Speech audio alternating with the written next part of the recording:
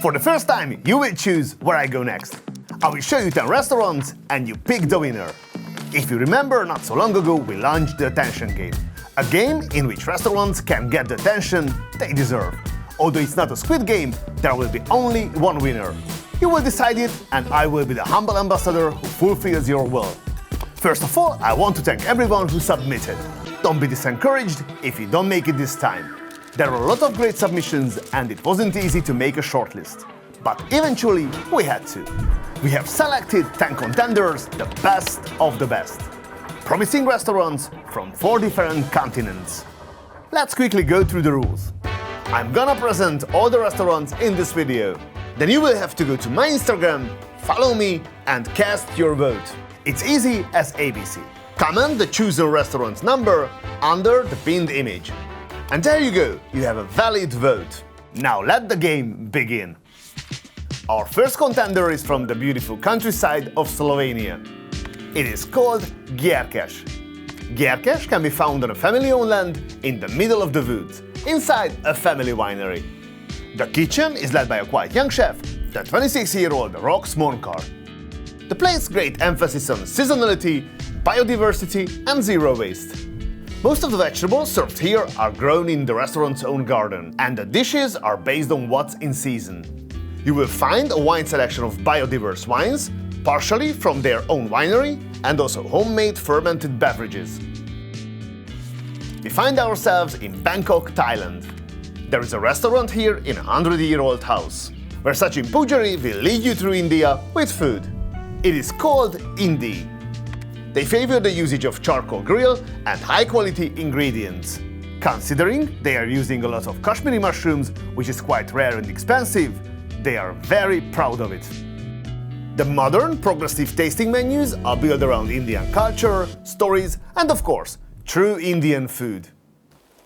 Of course, Scandinavia couldn't be left out of a competition like this. Our next restaurant can be found in the heart of Stockholm. It is called Ett Toile. The kitchen is led by Jonas Lagerström and Danny Falkeman. This place is a very new wave concept and it's all about the energy of youth, because only chefs work here. 9 to be exact. And no waiters, no dishwashers, no sommeliers. They cook and they serve it too. Nordic fine dining was a pioneer and it made some huge waves in the industry. Today is one of the most definitive cuisines in gastronomy. And these youngsters are working on keeping it that way. They offer a 22-course tasting menu that lasts 4 hours and it's full of creative ideas. We're not going far from here, only to the neighbors. Denmark, similar to Sweden, is also a prominent figure of gastronomy. Alimentum opened in 2019.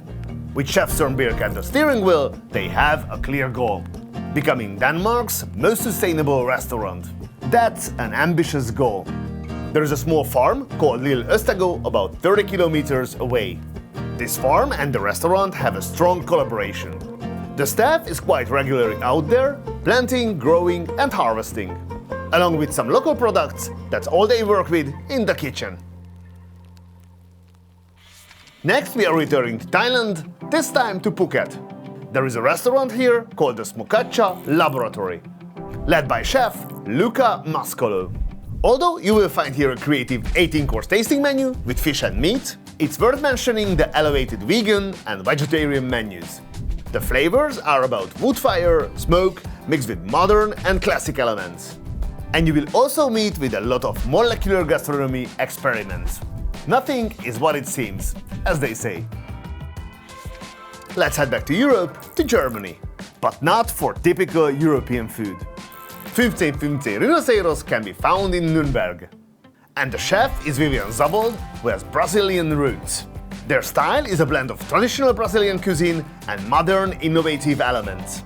They use as much fresh, local ingredients as they can. But their repertoire is also filled with original Brazilian ingredients, which they usually use in Brazil on a good barbecue day. Another restaurant, another jump. China. 8x8 can be found in Shanghai, led by chef Gabo Onagin. This is a very hidden place. You won't find anything about it on the internet. But if you guessed it's about Chinese cuisine, You guessed right. There's only a grill and oven in the restaurant, both fueled with charcoal. They finish everything on those, including the in-house dry-aged, pickled and fermented ingredients. They are continuously searching for old or even ancient recipes, which they want to reinterpret and bring back to life in a modern way. All tied together with a drop of innovation. Next, we peek into the Mediterranean zone. Noni, our next contender, is located in Valletta, Malta. The chef is called Jonathan Brinket.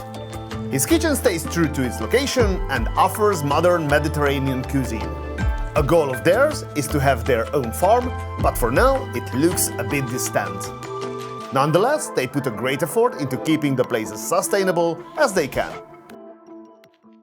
Again, we find ourselves on the other side of the globe. We are in Torquay, Australia, and the restaurant is Samesin 2.0. The chef is Graham Jeffries, another true believer in sustainability. Zero waste, zero waiters, but 100% bio and ethically resourced ingredients. You might have never heard this, but this is a non-profit restaurant. Yes, it is real. They exist. But whatever stays in the cash register is going to the Feed Me Foundation. Our last spot is in New York, and it's called Huso. The chef is Budalo, who was a contender in the 19th Top Chef and the 20th All-Stars. And he won both. The restaurant was originally located in a small caviar shop, and it was a private casual dining room for 12 guests.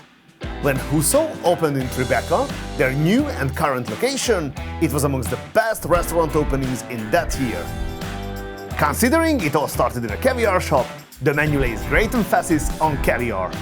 Just like seasonality, the menu is changed seasonally 4 times a year.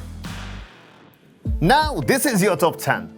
A strong list, promising restaurants, a difficult choice. But you got to choose. Remember, for that you have to go to my Instagram and follow me. Then leave a chosen restaurant's number in the comment under the pinned image. This is the way.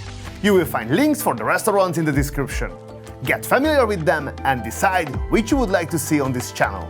Good old me will take care of the rest. See you soon. You can call me stupid.